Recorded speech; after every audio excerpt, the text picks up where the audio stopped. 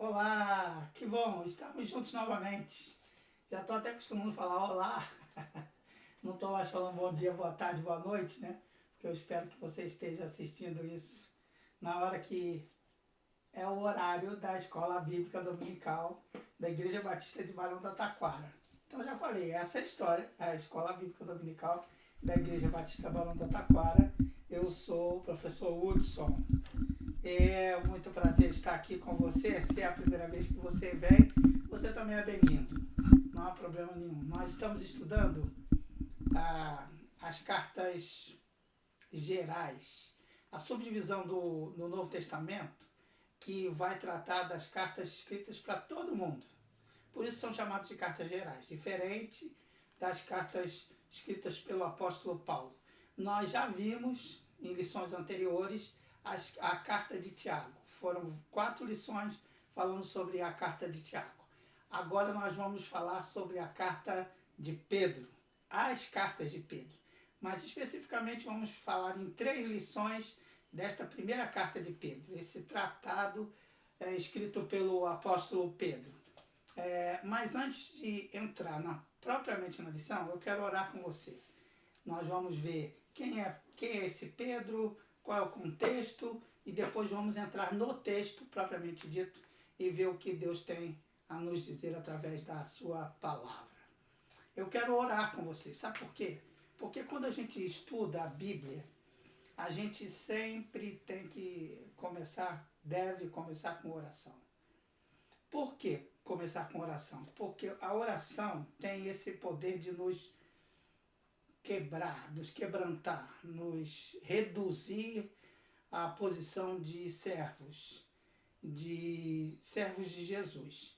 Então, toda vez que você for parar para estudar a palavra de Deus, a minha sugestão é que você ore e peça para que Deus lhe dê o entendimento. Eu quero fazer isso agora com você, porque esse é um exercício muito interessante para mim e para você também. Por que interessante? Porque uma coisa é o estudo que eu faço, as anotações que eu tenho no meu caderno, as várias anotações que eu tenho. Isso aqui é um estudo meu, particular, privado. Só que quando eu estou falando com você, eu não consigo acostumar que eu estou falando para alguém.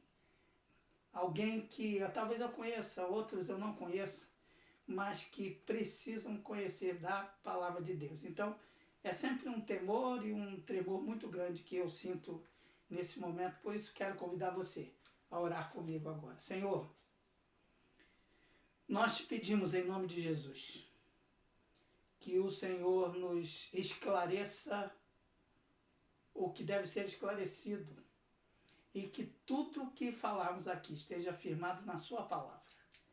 Nós também te pedimos, para todos nós que estamos ouvindo, em qualquer tempo, em qualquer lugar, através dessas mídias sociais, que o Senhor também fale aos nossos corações.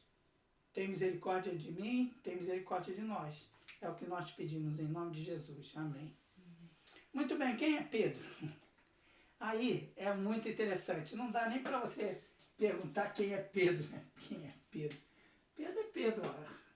Pedro, eu acho que quando estudarmos o apóstolo Pedro, a gente não tem que perguntar quem é Pedro. A gente deveria perguntar quem era Pedro. Porque Pedro, na verdade, não é o nome dele. Pedro é um apelido carinhoso, um nome que Jesus deu a ele. O nome do cara era Simão. E ele era uma pessoa, vou pedir a Marília para ler, João, capítulo 1, versículo 42. O Simão era um pescador, de peixe mesmo, pescava peixe no mar da Galileia. E Jesus o chamou o Simão, e parece que Jesus já conhecia Simão. Conhecia desde a eternidade Simão, o jeitão de Simão. E Simão era vocês conhecem pessoa sanguínea, assim? Essa pessoa que toma frente, sai falando, você faz a pergunta, antes de terminar a pergunta, ele já está a resposta. Ele sempre tomava frente, era um líder nato, um cara com coração do tamanho do mundo e com a cabeça do tamanho de um grão, do grão de feijão. Simão não pensava muito antes de falar, mas a sinceridade, a ingenuidade, a clareza do coração dele, o Senhor viu. Quem lê a primeira carta de Pedro não consegue entender quem era o Simão lá do passado. Ou melhor, entende que houve uma transformação no Simão.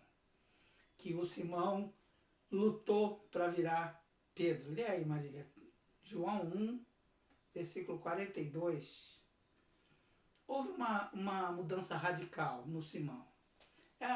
Simão até me faz lembrar aquele ditado popular: água mole, pedra dura, tanto bate até que fura. E furou mesmo e destruiu as estruturas do Simão. Lê aí, por favor.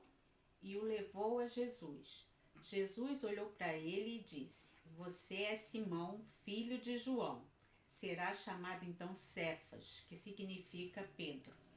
Pedro, na verdade, Cefas, significa fragmento de pedra. Os tradutores dizem que é pedrinha. Na verdade, vai falar que Pedro é um fragmento de uma pedra. E é interessante que muita gente relaciona Simão àquela fala de Mateus 16, em que ele vai dizer: tu és quem as pessoas estão dizendo que eu sou? Jesus faz a pergunta e aí os discípulos respondem: seu Tomé, Jeremias, um dos profetas. O Pedro, que já era Pedro, vira para Jesus e fala assim: tu és o Cristo, o Filho do Deus vivo. E aí Jesus vai dizer: muito bem, Simão, foi Deus que revelou isso a você. E eu te digo que nesta pedra, ou seja, nessa afirmação de que tu és o Cristo, o Filho do Deus vivo, edificarei a minha igreja. E logo em seguida, Jesus vai falar sobre sua morte e sobre sua ressurreição. E o Pedro vai falar: não, tira isso da sua ideia. Aí Jesus chama a atenção: Pedro, menos Pedro. Aí você já está sendo tomado de outra coisa. Vejam como era esse Pedro.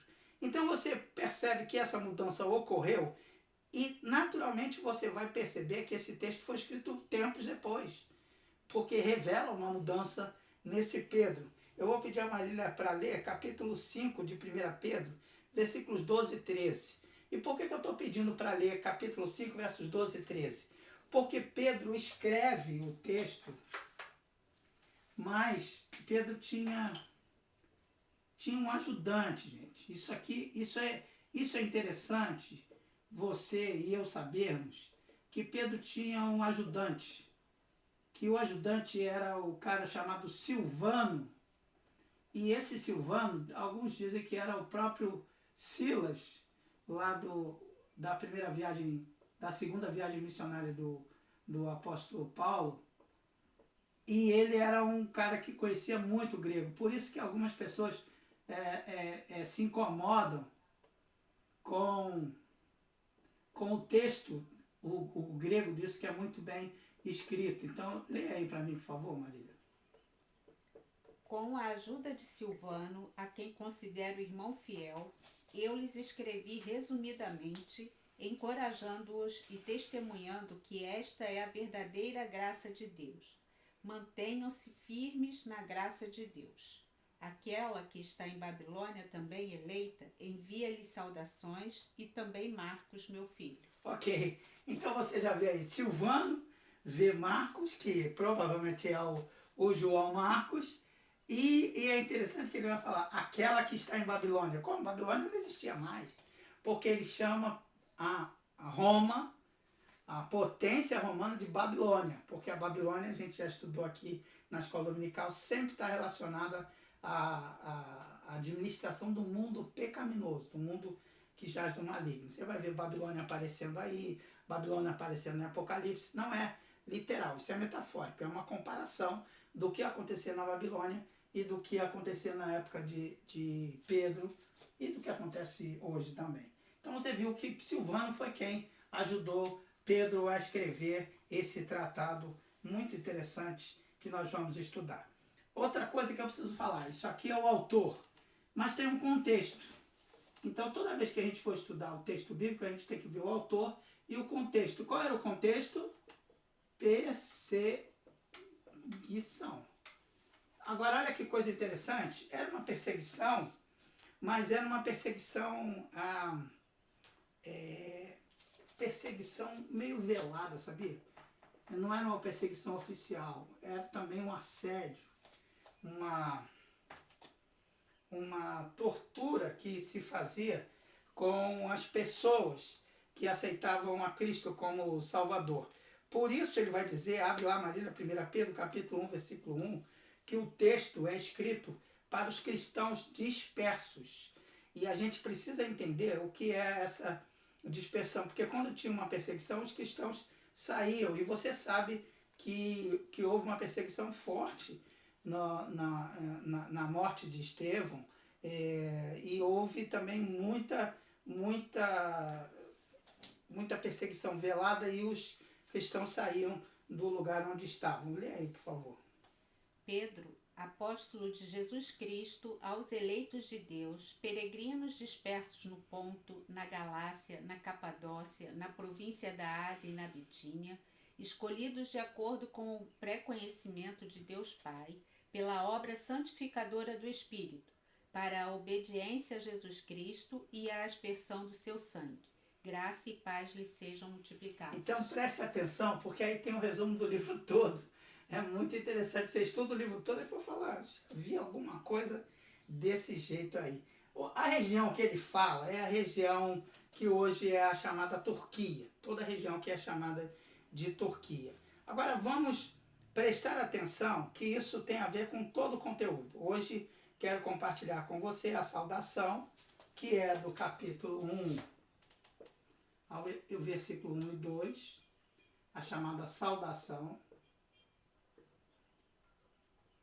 E do capítulo 1, versículos 3 a 12, nós vamos ver uma canção de louvor. É o que nós vamos tentar conversar hoje. É o que nós estamos conversando hoje.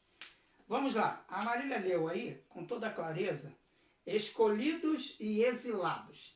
Eu vou desenvolver isso com você, porque quando ele fala que a todos que estão espalhados na Capadócia, na Bitínia, naquela região lá da Turquia, ele está falando, Pedro está falando com essas pessoas que não são necessariamente judeus, que eles são gentios, tá? Mas a gente vai ver isso logo em seguida. Então, ele vai escrever para esses que são chamados gentios. Por que você vai chegar a essa conclusão? A gente vai chegar a essa conclusão no final. Você pensa que ele vai escrever para judeus? Não, ele vai escrever para gentios. E por que ele vai escrever para gentios? Mesmo os judeus que estavam afastados nesses lugares, eles são muito influenciados por toda a cultura dos gentios. E eu preciso dizer para você, você lembra o que é gentio? Que a gente brinca aqui? Gentio é gentalha. Como dizia o Chaves, aquele grande filósofo Chaves, do SBT. Mas é gentalha, é gente simples, gente comum, gente que não tinha valor nenhum. Na verdade, gentio é estrangeiro. Todo estrangeiro, para o judeu, era chamado de gentio. Todo que não era judeu era gentalha. Gentio, é brincadeira, não é gentalha nada, mas gentio significa estrangeiro. Por que é que você precisa entender isso? Porque ao longo do texto você pensa assim, Pedro judeuzão, né? Paulo foi chamado para ser apóstolo entre os gentios, mas na verdade é o mesmo público-alvo. E Pedro também falou para os gentios. Não sei se vocês se recordam daquele episódio em que Pedro vai na casa do Simão, o curtidor, e tem aquela visão, na hora do almoço, do lençol, né? Foi Pedro, não Paulo, que teve essa visão.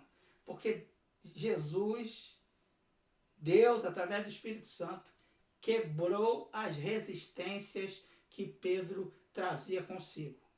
Vou dizer para você, Deus quebra as resistências que nós temos na construção de nossa identidade. Eu vou pedir a Marília para ler de novo o versículo que vai dizer escolhidos e exilados. Eu acho que é ainda na saudação. Versículo 2, se eu não me engano. Quero que vocês entendam o que é que ele está falando aí. Eu quero que vocês entendam que ele está falando que os gentios foram escolhidos, selecionados pela Trindade, gente.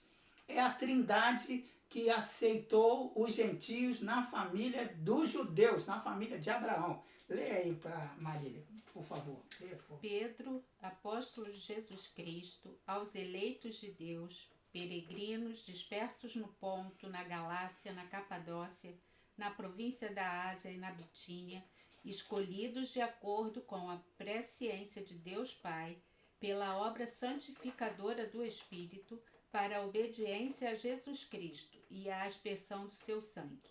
Graça e paz lhes sejam multiplicadas. Olha aqui. Veja se não é a Trindade. A Marília acabou de ler. Vocês foram escolhidos antes da fundação do mundo, pela presciência de Deus.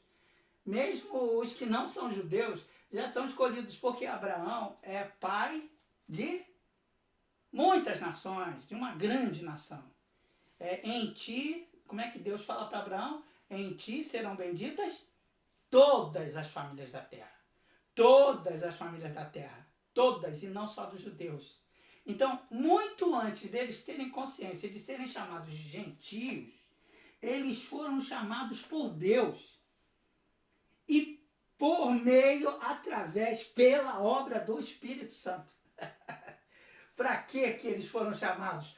Para obedecerem a Jesus. É a Trindade, é Deus por inteiro chamando os gentios. Não foi um quebra-galho de Jesus. Isso é um consolo para mim. Eu não sei se é para você, para mim é. Sabe por quê? Porque eu não sou judeu. Ora, se eu não sou judeu, eu sou gentalha. Se eu não sou judeu, eu sou gentio. Jesus morreu por todos. Jesus veio salvar a todos. Jesus derramou o seu sangue por mim e por você. Até pelos que a gente nem gosta muito, Jesus morreu por todos, para que os que creem o obedeçam. Então guarde isso, porque isso é fundamental para todo o desenvolvimento que Pedro vai nos apresentar. Vamos agora à canção de louvor. Essa é a saudação. Então ele vai abrir essa saudação para todos e nós vamos ver agora um pedacinho dessa canção de louvor, que é um hino. Canção é música, é um hino. O que esse hino de Pedro vai nos apresentar? Vai nos apresentar três coisas. Deixa eu apagar aqui, para não ficar muita bagunça, só ficar só um pouquinho de bagunça, não muita, tá? Tirar o Pedro e Silvano, você já entendeu isso. Deixar o gentio aqui, deixar a saudação aqui. Eu vou fazer uma bagunça, porque eu não consigo ficar sem bagunça. Eu vou fazer uma bagunça aqui para que você entenda. A canção de louvor é, em primeiro lugar, uma nova esperança. Opa, já estamos começando a entender o que Pedro está querendo nos ensinar. Em segundo lugar, primeira, nova esperança. A segunda é uma nova identidade. Aliás, eu tenho que tirar uma nova, viu? A minha tá com uma foto tão antiga, cabelo preto, que as pessoas nem conhecem. O moço falou assim, melhor você tirar outra identidade aqui, senão não vão te reconhecer por aí. É fogo, né? Porque o cabelo ficou branco. Eu vou pintar o cabelo. É brincadeira, vou pintar não. E uma nova família. Então, eu espero que você entenda. Nessa canção de louvor, se é canção mesmo, tem estrofe. Nessas 3 estrofes, Pedro vai falar: olha, vocês são salvos por Deus, uma obra divina, por conta do trabalho, da obra do Espírito Santo, para obedecerem a Jesus. Isso faz de vocês um povo de uma nova esperança, de uma nova identidade e de uma nova família. Vou pedir a Marília para ler, por favor, do versículo 3, até a hora que eu pedi para parar, para a gente pensar. Bendito seja o Deus e Pai de nosso Senhor Jesus Cristo. Conforme a sua grande misericórdia, ele nos regenerou para uma esperança viva por meio da ressurreição de Jesus Cristo dentre os mortos. Dá uma parada. Então, bendito seja Jesus. Bendito seja o Deus e Pai do nosso Senhor Jesus Cristo, que nos trouxe uma nova esperança. Através de quê? A Marília acabou de falar. Através da ressurreição do nosso Senhor Jesus Cristo. A ressurreição de Jesus é que nos alimenta a esperança. Sabe? A ressurreição de Jesus é que nos dá ânimo. A ressurreição de Jesus eu gosto de pensar nisso, é como um mergulho.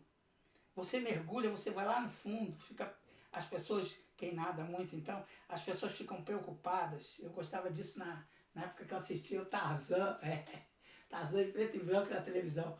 Aquele John Westmiller, sei lá o nome do cara, um nome bem esquisito, que gritava, uou, que ele ficava gritando lá, acho que gostava do grito dele, mas ele era campeão olímpico de natação, né, e a gente está prestes às Olimpíadas, então a gente precisa lembrar, ele mergulhava naqueles filmes, e a gente falava, cadê o Tarzan, cadê o Tarzan? Quando a gente viu, o Tarzan estava lá do outro lado, ele atravessava o rio com fôlego, porque a gente fica agoniado, porque a gente não sabe o que está acontecendo. A mesma coisa ocorre paralelo com a ressurreição. A morte é isso, a gente dá um mergulho na morte, a gente que está aqui na superfície não sabe o que está acontecendo lá embaixo. Mas quem está lá sabe e levanta do outro lado, nos braços de Jesus. Olha que imagem linda, que coisa extraordinária está atravessando esse rio, o que muita gente na nossa pandemia, nessa nossa vida, nesse momento a gente está enfrentando agora. Mas eu quero que você guarde isso. Ele nos regenerou por uma esperança viva, esperança que foi conquistada por Cristo na cruz e mais do que isso, pela ressurreição. Mas a Marília leu também para uma herança. Nós recebemos herança. Enquanto estava preparando a lição, eu fiquei lembrando de uma música que a gente cantava, né? Tudo que Jesus conquistou na cruz é direito nosso, é nossa herança.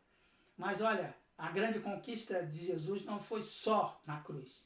A cruz é mais um dos elementos da salvação. A salvação também diz respeito à ressurreição. Vamos lá, continua lendo, por favor, Marília. Para uma herança que jamais poderá perecer, macular-se ou perder o seu valor. Olha que ela está lendo a NVI. Imarcessível, tem umas versões que vão dizer que ela não pode perder o seu valor, ela não pode apodrecer, ela não vence nunca. É uma herança eterna, é para sempre que a gente vai ter isso. Desculpa, Marília, interromper, mas de vez em quando vou te interromper. Continua lendo. Herança guardada nos céus para vocês que, mediante a fé, são protegidos pelo poder de Deus até chegar à salvação prestes a ser revelada no último tempo. Preste atenção nisso. Até chegar à salvação? Como assim? Você já não é salvo? Guarda isso, porque a gente vai voltar a isso no final da lição, tá? Essa é a essência da lição de hoje. Porque você que acompanha a revista da Escola Dominical, você sabe que lá está falando sobre santificação. E hoje eu quero falar com você sobre isso. Sobre a confusão que a gente faz de santificação e de salvação e de ser santo. É o que a Marília vai continuar lendo, mas guarda isso. Até que recebamos por completo a salvação. Deixa eu antecipar para você aqui. A salvação, assim como a santificação, ela é um ato e um processo. Vejam, ela é um ato. Quando eu aceito Jesus como Salvador, eu já estou salvo. Eu já estou participando do reino de Deus. Mas ela só vai se concretizar lá na frente, quando eu estiver com Jesus para sempre. Por quê que isso só vai acontecer lá? Porque enquanto ocorre a minha vida aqui, há um processo, que é o que a gente chama de processo, não de salvação, mas de santificação. É como se você ganhasse a salvação, mas aquele é um voucher. Quando a gente vai viajar, a gente recebe o voucher, né? Aquele crédito. E aí, quando a gente entra no carro, ou no avião, ou no trem, a gente fala, tá, o voucher tá aí, separado. Por quê? Você deixa o voucher, hoje não precisa nem imprimir, né? Porque você tem o celular, mas você chega no hotel, a garantia de que aquilo está reservado e está tudo certo, é você apresentar o voucher. Aqui, ó, o voucher. Nós temos o voucher da salvação. Nós já estamos salvos. E é o que eu conversei com um amigo essa semana, que ele falou assim, e como é que vai ser a vida eterna? A vida eterna já começou. Já começou quando eu aceitei Jesus. E eu gosto muito de um hino do Arautos do Rei, que ele diz, onde está Jesus, ali é o céu. Onde está Jesus, ali é o céu. Mas vamos lá, depois eu amarro isso melhor. Pode continuar, Maria. Nisso vocês exultam, ainda que agora, por um pouco de tempo, devam ser entristecidos por todo tipo de provação. Dá mais uma paradinha, respira. Lembra-se que eu coloquei aqui que eles estavam sendo perseguidos, que eles estavam sofrendo provação, que eles estavam sofrendo sufoco. Olha como esse texto de Pedro se encaixa bem com o que a gente estudou com o Tiago. Porque se você é cristão, você vai passar por provação. Você vai passar por dificuldade. Você vai passar por crises.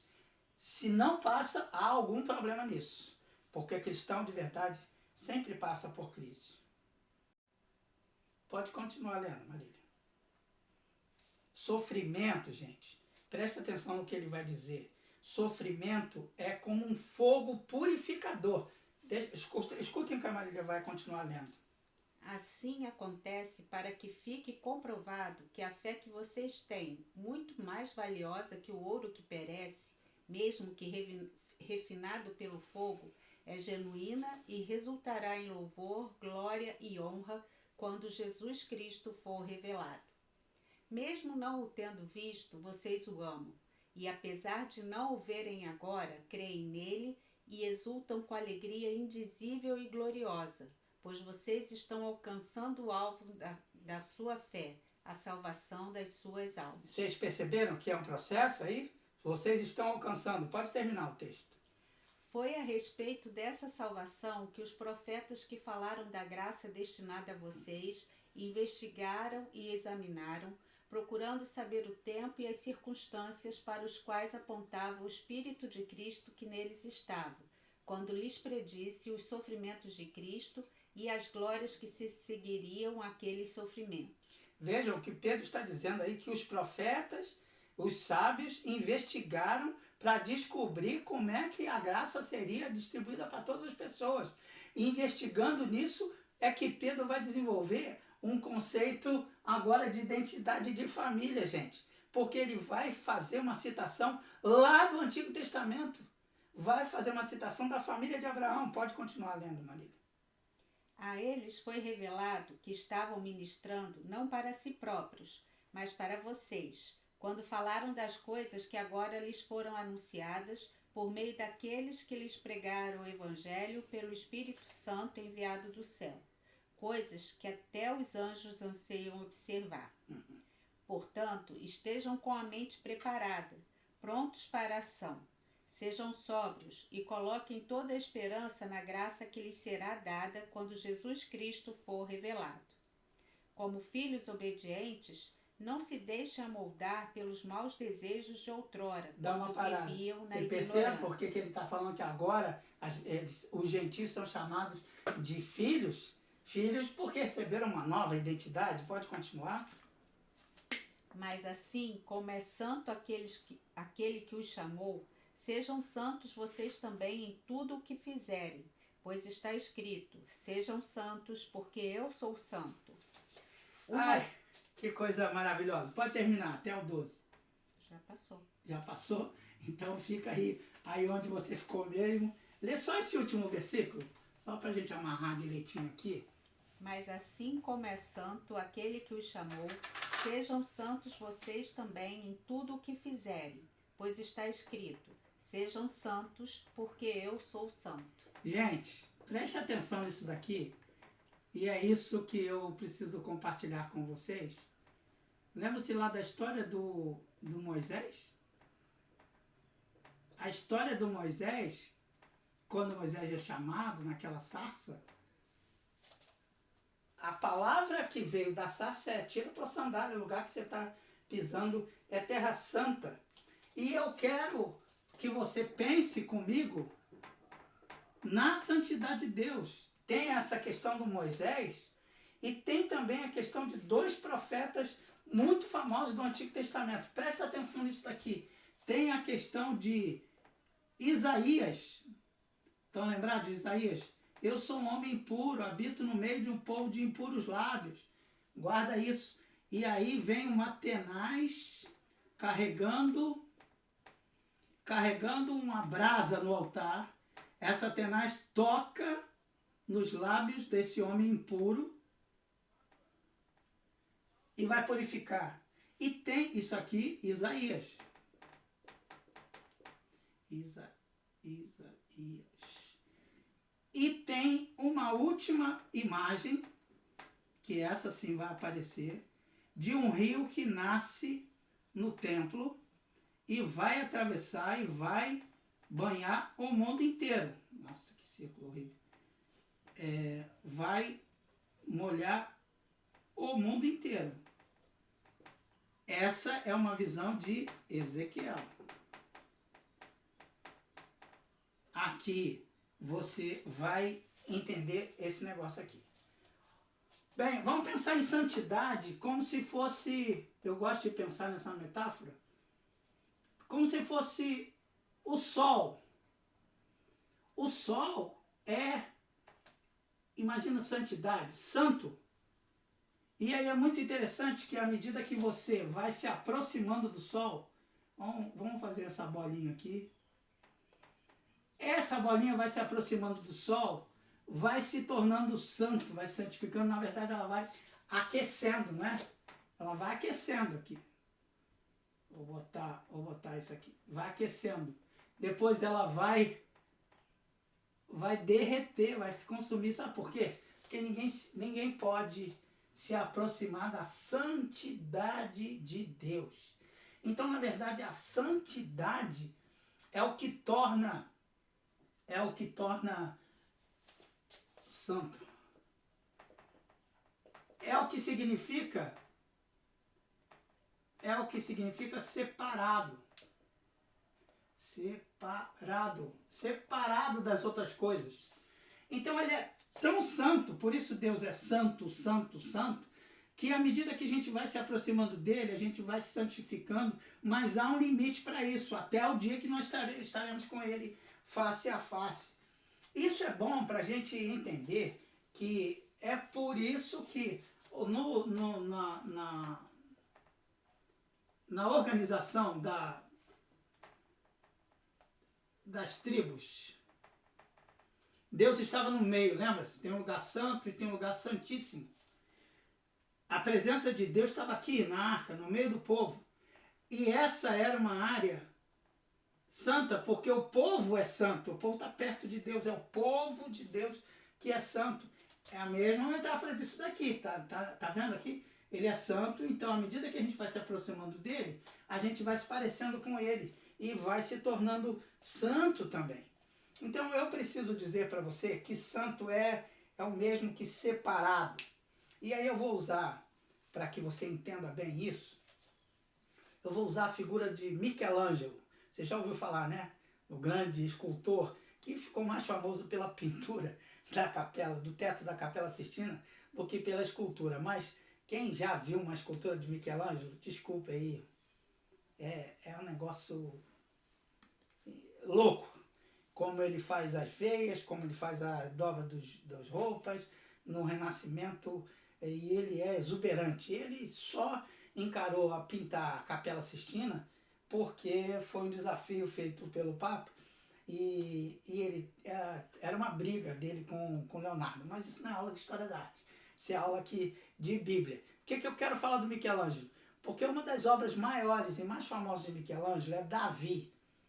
Ele vai esculpir Davi com 5 metros e um pouquinho de altura, e é um negócio maravilhoso, maravilhosa aquela escultura. Aquela escultura lá, ela foi tirada, a pedra gigante de 5 metros, foi tirada no meio de uma pedreira. Imagina uma pedra de 5 metros por, sei lá quantos, 3 de largura, e aí apresentaram para outros escultores, aí falaram que a pedra era muito grande, que aquele mármore não era de qualidade, ninguém queria encarar aquela escultura. Por que eu estou falando isso? Porque santo é separado.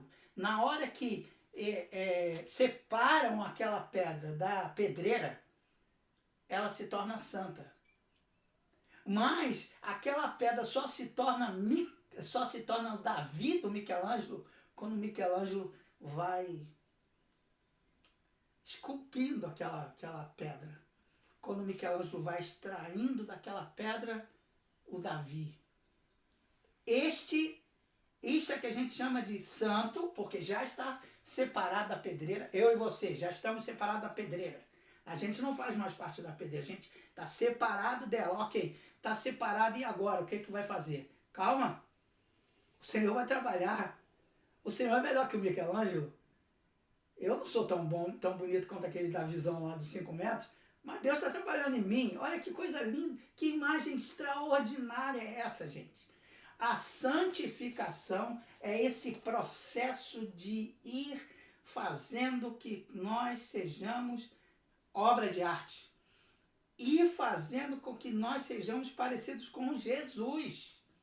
E eu quero que você lembre-se disso aqui. Você é santo. Tira a tua sandália. A terra que você está pisando é terra santa. Não precisa chegar perto. Mas veja que coisa interessante. Isaías, ele devia morrer. Você sabe disso, não é? Porque se tem uma coisa, se isso aqui é impuro, eu sou puro.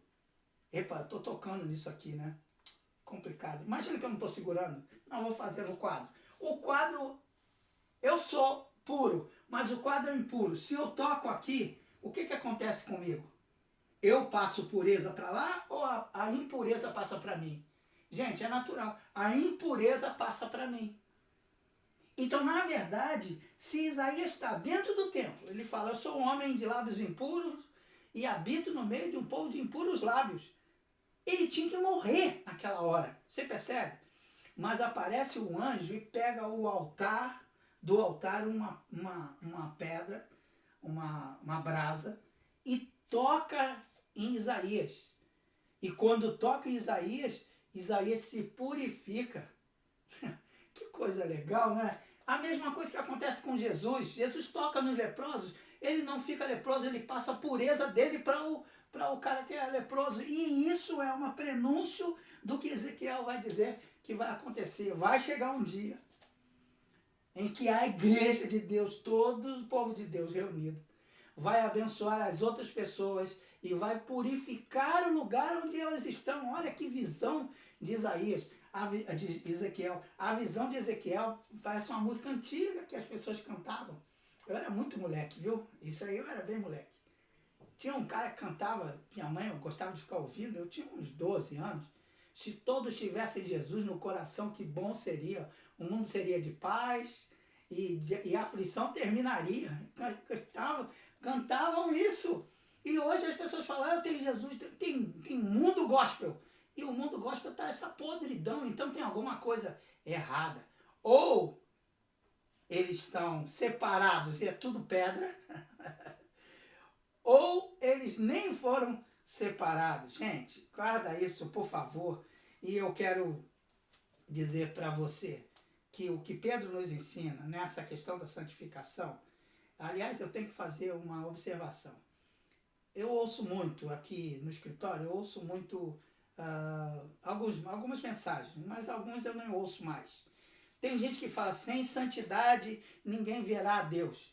Não é isso, gente. Santidade é um estado. Sem santificação ninguém verá a Deus. É o que está escrito no texto bíblico. Então, é nesse processo, é nessa andança, nesse aperfeiçoamento que a gente vai conhecendo Deus e vai mergulhando nesse conhecimento. Lê, por favor, para mim, Marília, 1 Tessalonicenses, capítulo 7, versículo 4. Desculpa, em vez de 1 Tessalonicenses, lê Hebreus 12, verso 4. Na luta contra o pecado, vocês ainda não resistiram até o ponto de derramar o próprio sangue. Vejam, aí no livro de Hebreus está dizendo que a gente ainda luta contra o pecado. Então, essa é uma dimensão que nós precisamos entender. Que Deus... Deixa eu pegar aqui a letra vermelha para ficar aqui. Que Deus nos salva. Que Deus nos regenera. Que Deus nos justifica. Que Deus e nós, na verdade, Deus nos santifica. E Deus vai nos glorificar. Nos glorifica. Deus nos salva. Mas salva de quê? Somos salvos, separados. Somos separados. Nos salva vai nos salvar do domínio do pecado. Deus vai nos salvar do domínio do pecado. Deus nos regenera, ou seja, Ele vai nos modificar. A gente era escravo do pecado e agora a gente não é mais escravo do pecado. A gente vai passar por isso. Eu gosto de uma metáfora que fazem também, de que a gente está morrendo afogado no meio de um lamaçal. Então, na hora que você está salvo do lamaçal, você quer sair daquilo. Quer sair do lamaçal, porque senão você vai morrer afogado na droga, lá no lamaçal. Então, Deus vai, nos tira do lamaçal. Só que Ele nos salva do lamaçal, mas a gente está cheio de lama ainda. Então, Ele vai nos regenerar. Vai nos limpar dessa sujeira que está entranhada em nós. E aí o banho tem que ser um belo de um banho, né? Mas Deus não faz só isso, Ele também nos justifica. Ele vai legalizar para a gente, vai remover essa culpa, não só fisicamente, mas legalmente diante de Deus. Ele está justificado. O justo nos justifica, nos justificou. E agora Ele vai nos santificar. Vai limpar não apenas o que está do lado de fora, mas também o que está do lado de dentro. Nosso jeito de falar, nosso jeito de andar, nossas palavras, nossas ações, nossas atitudes, nossa forma de viver. Então é muito interessante e vai chegar finalmente, quando nós estivermos com Ele no céu, vai nos glorificar. Então a salvação é um ato, mas a salvação também é um processo. Sede santos, porque é santo aquele que vos chamou, eu sou separado, mas Deus está me burilando, está me transformando numa pessoa melhor. Então, isso tudo precisa ser introjetado em nós, porque não há cristão que esteja pronto. Todos nós estamos passando por esse processo de nos tornarmos melhores, de nos aperfeiçoarmos. Por isso me angustia tanto. Crente que não conhece a palavra de Deus, só tem um jeito da gente procurar a santificação. Leitura da Bíblia, oração e vida. Essa tríade tem que andar junto. Não dá para ser crente de templo. Crente de templo não dá.